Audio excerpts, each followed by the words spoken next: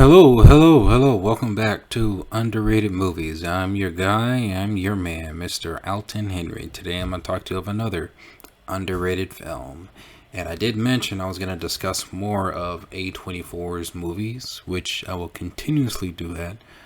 I know there's movies that have come out, well, besides this one, that kind of gets overlooked and don't really get enough attention, or some that, get compared to other filmmakers' work that work for the brand. I'm going to talk about Ari Aster's Midsommar.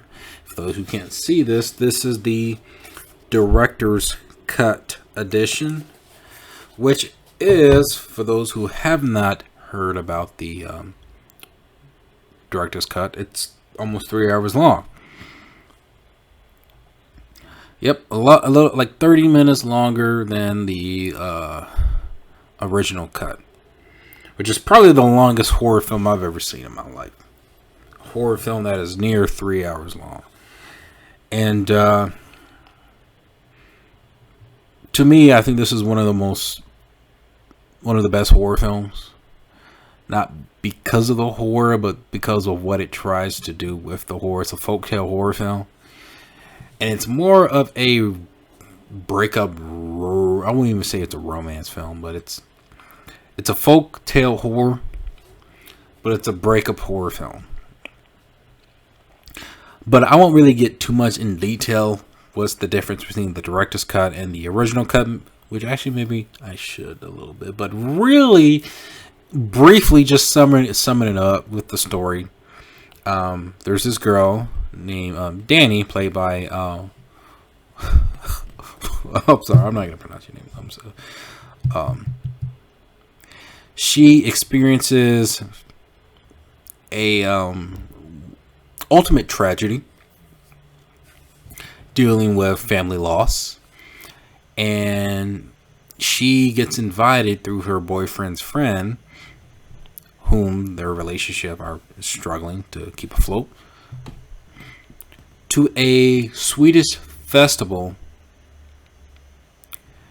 to hopefully, get their mind off the tragedy and cope.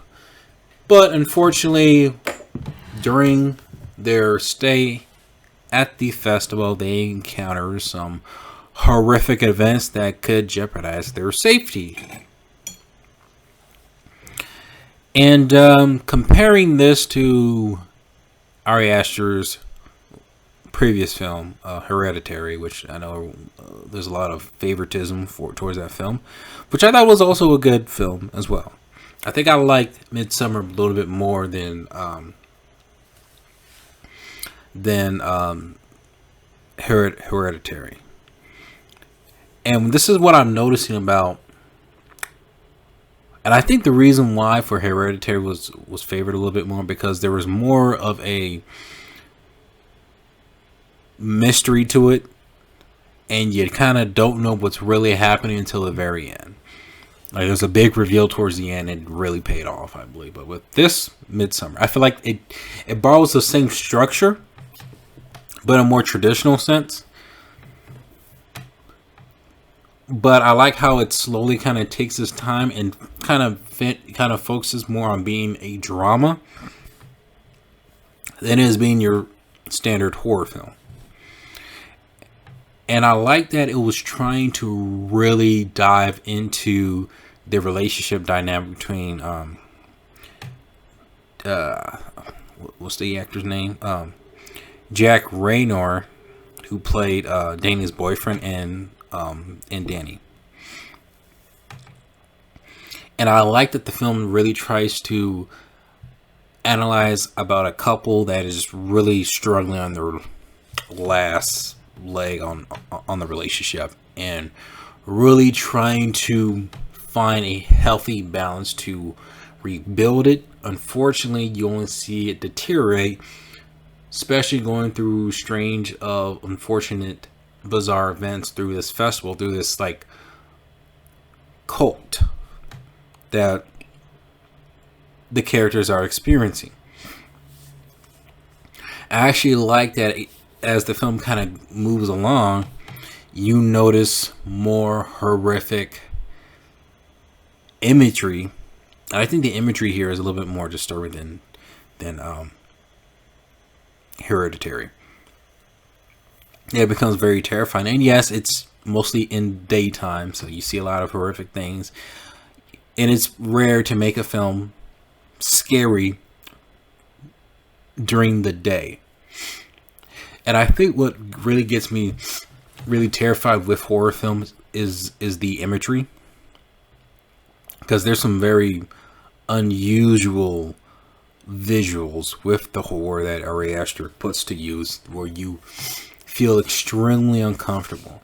Really, this film is really a therapy session for Danny of having the courage to, I'm going to say courage, having to experience so many different things through this cult to overcome her gaslighting boyfriend, who was really not there for her during a family tragedy.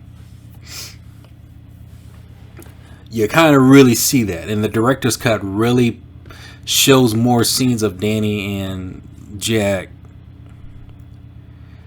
really kind of butt heads about just where they're at with their relationship, and how that it is failing, and there's just support where none of them are really able to meet their needs, but more on Danny of not having her needs met and dealing with the tragedy. You do feel empathy for her, but that's pretty much what the director's cut is. It focuses more on their relationship than it does with the overall story. Sometimes it might feel a little bit imbalanced. I can understand why it was cut out. I think originally Ari Aster wanted this version out, but I guess studios believe A24 believe that they just need to cut certain scenes out. But other than all, it plays similar, the same. I think the payoff for this film was really, really great.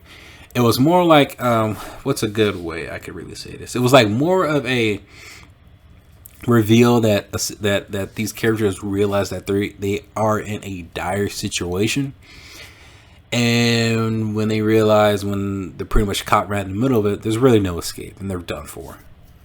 And that's what I really liked with this. I mean, it didn't really have like that twist like Hereditary did, but I actually liked the idea of characters trapped in a situation where they realize that they're in, and you kind of just witness the horror of them just not prevailing. But all in all, this is pretty much a breakup story of a character basically trying to find the best way to heal and find the support group she needs, where in symbolically Danny finds the support she needs, but not in a way that you imagine, especially how this film ends. And I remember when I watched this film in theaters, you do get like, you feel uncomfortable. It makes you uncomfortable, and that's what a horror film should do. I do recommend checking this out. I don't know where you could find the extra copies of the director's cut unless you order it from the A24 website. Luckily, I got lucky enough to where I was able to purchase this online, and I highly encourage anybody who is a fan of this film to check out this version. I don't think it's on YouTube. I think they only got the original version. And it seems like it's a rare, limited item to have. So, please, if you do like Midsommar, if you're a fan of DVD copies, which I heard a little bit off topic. I've heard that if anybody makes a film and it's on streaming or anything, and if your product gets removed from it and you have no DVD copies, that's it. Your stuff is gone. Your stuff is gone. I remember I was watching a YouTube video of a guy who likes to. I forgot the YouTuber's name, but he likes to collect DVDs, just like I do. I like to collect DVDs. I would like to still collect DVDs, but it's a money hassle. Where people are not able to really, I guess, salvage their work or preserve their work, and with so many streaming platforms happening, and to have your stuff already up there, and if you have no physical copy of your stuff, and suddenly the streaming service or whatever just disappears, your stuff disappears along it too, and all your life work is gone. It's gone. So it really, I do think physical media copy will disappear, but knowing that fact does worry me. It does worry me, and I think it makes things a little bit harder to check out and preserve. So I do encourage buying physical copies of DVDs, or let's say if you want to watch a certain film and there's no way near you can check it out. There's no way near you can you can find it. So that's just a thought about it. I would highly recommend continue to. Well, I can't force anybody. No one force, but that's just a thought. I mean, I think maybe DVDs should be kept around, but to watch this version of Midsommar, I think you would really have to go on the A24 website and order it. Again, I'm not sure if it's available to watch to rent on YouTube, but Midsommar, have you seen it? Comment below, let me know if you have, and let me know what is your favorite underrated movie.